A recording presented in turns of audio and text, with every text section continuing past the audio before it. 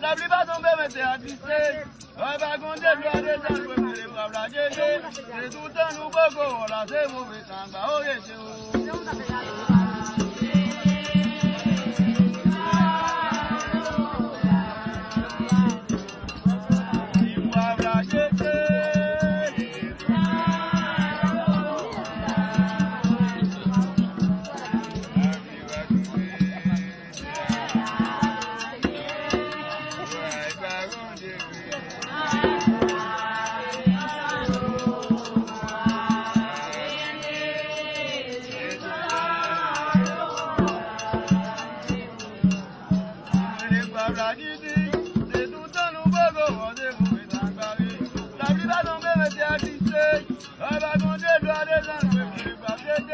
mais tout est nouveau, on a des mauvais temps.